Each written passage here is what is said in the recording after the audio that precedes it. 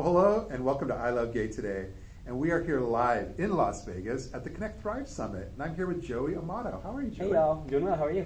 Very good. We were together, but just like a week ago in Atlanta. And we missed each other. We didn't do it. We didn't do this in Atlanta. And I knew you were doing stuff, and I was like, "Where's he doing it?" And then I left, and you left, and it was crazy. It was crazy, but there was almost 400 people there, and it was the energy of IGLT. And nobody got COVID. That we know of. That we know of. They were good though. I should preface. They were good. They were extremely. Precautions were in place that, including you had to show your vaccination card or recently having been tested before you can even go. So it was. I felt safe there. Yeah, we had a great time in Atlanta. There's a lot going on. Conferences are starting to come back. The world of LGBT travel is first and foremost right there at the front lines as far as destinations like Miami, and here we are in Las Vegas, but not just Las Vegas. So I was going to say. Cedar Rapids is a big part of this as well. So you never know where some of these destinations are going to come from. That's kind of one of your specialties, though. Yeah, I tend to specialize in the emerging LGBT markets. I don't want to say emerging destinations. That kind of sounds wrong, but markets that aren't necessarily known to be LGBTQ destinations. Yeah. That's sort of my sweet spot at Pride Journeys, and I tend to focus a lot of my travel content on those tier 2, tier 3 markets, like a Grand Rapids, like in Oklahoma City, or Cedar Rapids as well. There's a story unfolding here, though, because we're seeing, the pandemic, and people left the inner city, and they started, first they just wanted to escape and just get away for a little while, but it's now they're moving to suburbia all over the country, and it seems like they're staying.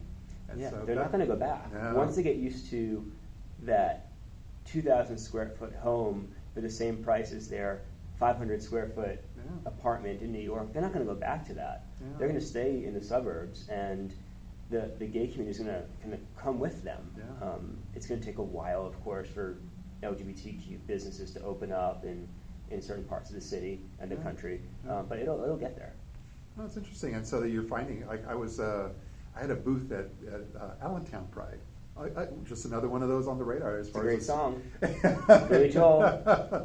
And here we are. I've got my booth, and it's all set up for I Love Gay Lehigh Valley, and we got on the news, and it was this story because we were talking. They were like curious, like, how do you perceive or see a pride like Allentown? And it's like small town prides, or even you shouldn't even say small town, mid-sized prides. Yeah. They're growing in stature, and that whole world of like LA Pride, NYC Pride, they're always going to be there. They're always going to be great. But they're large, they're so huge. And people like the intimacy and some of the things that you do in small town prides all around the country that you just don't get out of the large one. There's a few in Indiana that have been around for a while. Spencer Pride is, I think, one of the longest running small town prides in Indiana. And then places like Carmel right outside of Indianapolis. It's sort of like if we had a Real Housewives of Indy, they'd be based in Carmel.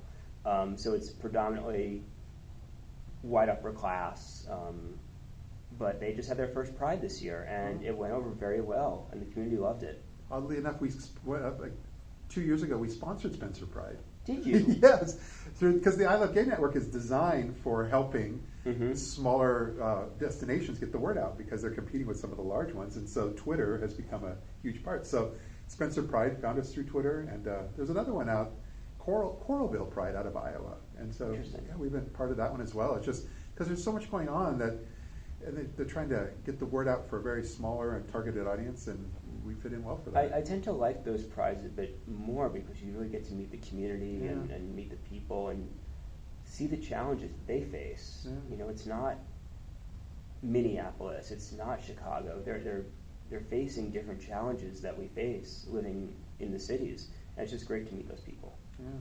But here at the Connect Thrive Summit, you're on stage, but you were able to kind of talk more about, because you've been writing about and bringing some of these destinations to life and to light. Some of the whether it's museums and a lot of things that are not specifically LGBT, but you've got a really good thing going there where you're able to really go to various destinations and kind of help each one of them. Well, a lot of times there may only be one gay bar, if any gay bars, in a destination. Yeah. So there's other things there that are of LGBTQ interest. Yeah. And there's some people in our community who don't go to gay bars. Maybe they don't want to. Yeah. Maybe they'd rather go to a coffee shop my job is to find those places, those spaces in your small, mid-sized cities where they could go and congregate and enjoy themselves. Yeah. Well, I love all this, and we're looking forward to working closer together on some projects that fall right in line with this, helping smaller destinations kind of reach the LGBT community in more creative ways. So thanks for being here with us and sharing a little of your time. It's always fun chatting with you. Absolutely. We'll see you soon. Thanks.